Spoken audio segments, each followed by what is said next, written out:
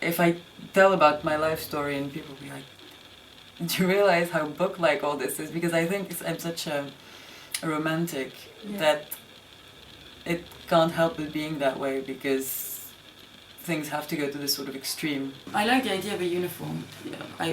Mostly I wear black, because it's very easy to have a uniform and not seem like this gross person who wears the same thing every day. I was born in Belgium, in Brussels, but then my family moved to the United States for 2 years and then to Paris. My earliest memory is from this house that I grew up in when I was 3, which is in the suburbs of Paris, in Saint-Cloud. It was a popular area. Like, there was even a neighbor who had like a donkey and a bunch of people who had like hens, and now it's this very bourgeois neighborhood with like pavilion houses and nice little gardens. When I was a kid, I was obsessed with like Huckleberry Finn for some reason. I also really like Catcher in the Rye, also written in slang and about kids I could relate to. When I was young, oddly enough, as a teenager, I didn't have a crew. I was very much of a loner. I read a lot.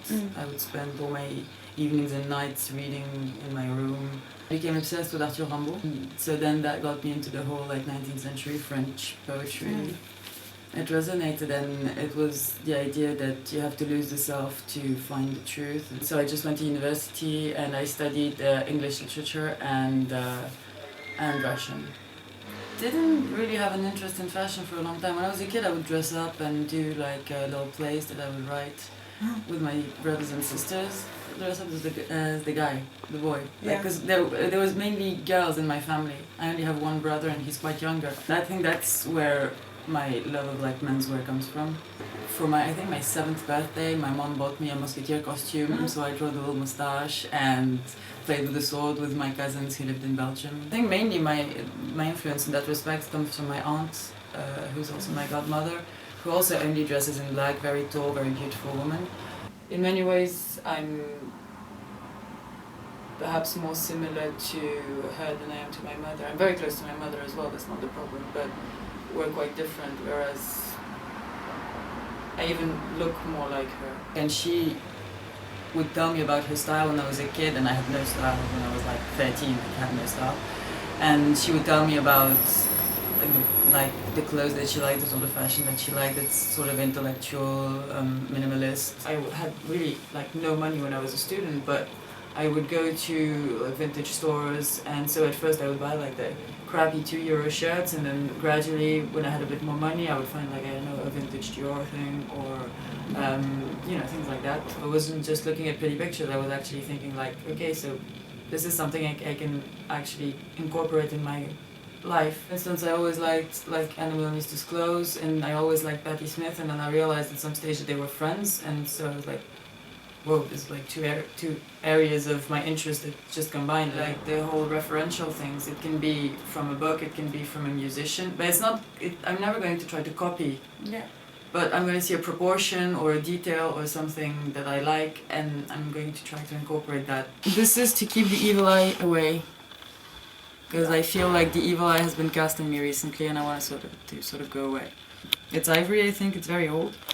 Ivory and silver, and because now it's forbidden, you can't do anything with ivory anymore. It comes from a poem from this other woman poet that I really like called Ingeborg Bachmann, and basically hunger means love, and so that's why I got the heart after that. This is the sentence from a love letter that I got, the last sentence, and I lost the letter, so I was really sad, and it was the only sentence I could remember word for word. This is from a hotel that my great-grandmother had near the sea in Belgium. These tables were painted by one of my ancestors, I can't remember which. Everything else is passed along. And also the bookcase I made myself, it's made of wine boxes, wooden wine boxes. I was obsessed with the Middle Ages when I was a kid. And what I like is that traditional architecture in the Middle Ages with basically just beams and this sort of, I don't know what it was, cement thing in between them. I think it's warmer and you feel connected to the past. Kids have their favorite toy and they always have to have them in their hand. And I get like that with certain pieces of jewelry where it becomes like sometimes I sleep and I hold it in my hand. It's like something that just But I don't know why, because I don't really believe it does anything, but then at the same time it's a comfort. 19th century French poet who were called les poètes maudits, who were basically very, like, I don't know, they would drink a lot and have very loose lives in general, and then write this really intense poetry. And it was like Baudelaire, Verlaine, Rimbaud.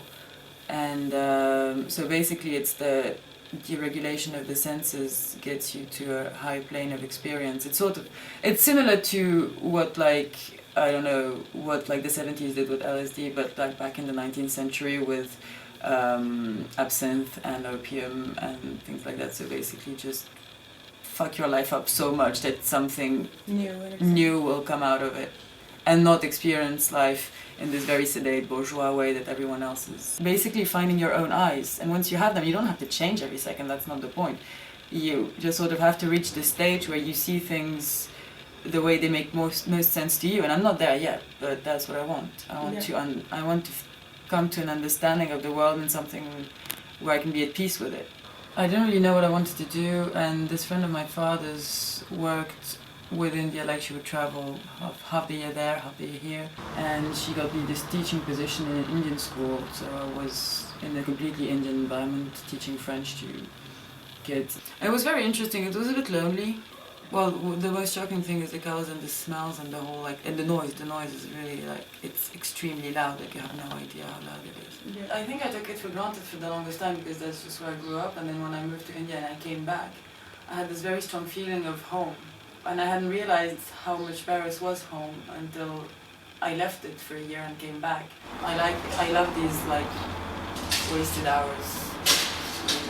You have no obligations. You just be inside this amazing space that we have here. It's not the most exciting city ever, I know. I mean, there's probably more exciting cities, like I think Berlin is more alive, and maybe New York. I don't know. I don't know these places so much, but I know a lot of people say that, but I don't know. I don't think I could also live in a city that had a faster pace, because I like the pace of Paris. You have time to do nothing.